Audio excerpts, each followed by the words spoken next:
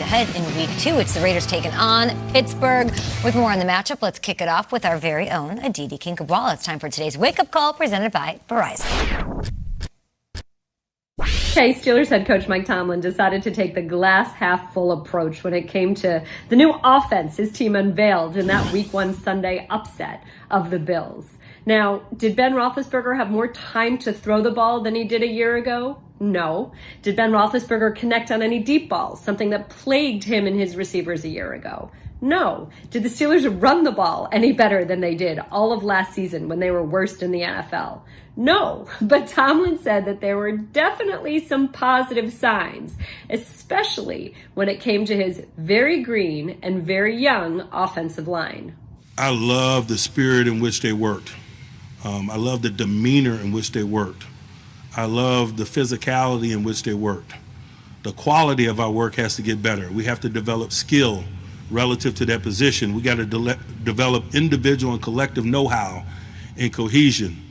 But the will things, the intangible things that are very required in order to progress, I saw. And so that was encouraging. Now, that young offensive line certainly will have a challenge in front of it when the Raiders come to town on Sunday. Tomlin said that it was the Raiders' defensive front that was the catalyst for splash in the Raiders' overtime win over the Ravens Monday night. And he said that it's not just about defensive end Maxx Crosby. He said, we better be prepared for all of those men. It is an exciting matchup. It certainly is. Thank you so much, Aditi. I could listen to Mike Tomlin talk all day. Both these teams exciting Week 1 wins, and then they face each other on Sunday. Which player from the Steelers or Raiders are we most excited to see even more of in Week 2? Who you want more of? I'm going to go with Maxx Crosby. What a game. And I want this guy to be a superstar. I think we all do. And you say, he had more. He had 2 sacks. He had a big game. I want more. I want this guy to be in the running for Defensive Player of the Year. I want him to win a sack title. He had 2 sacks. Chandler Jones had 5, unfortunately. Like, you're not in that conversation right now. Go get 2 more. Like, this guy has the character, the personality, the backstory, being a 4th-round pick, and the name to be a really cool season-long story. You got to do it every single week. Go get Big Ben. I want 2 more sacks from Maxx Crosby. That's a good one. But for me, I'm going with Melvin Ingram out of the Steelers game. When he played against the Bills this past week, a lot of people were talking about, what is he going to be able to do? He's been hurt the last couple of years.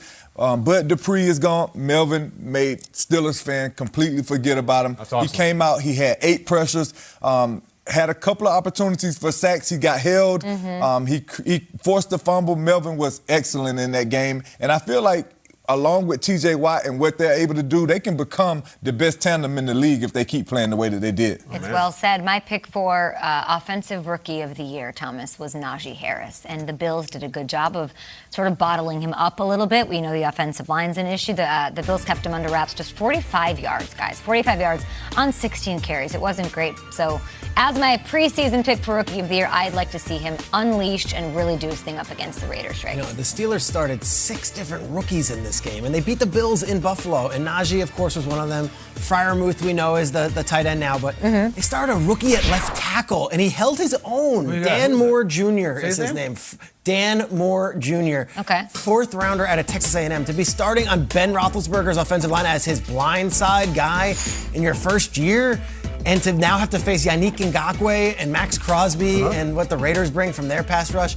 Dan Moore Jr. really did well his first game, but gosh, what a huge responsibility. He's been Roethlisberger's blindside tackle all season long. He's number 1. Let's see what he's got in the second week. We've got some exciting games on the Week 2 slate. It all kicks off tomorrow in the NFC East, of course, down in Washington. The Washington football team welcoming the Giants to town. We'll have more on that in a little bit.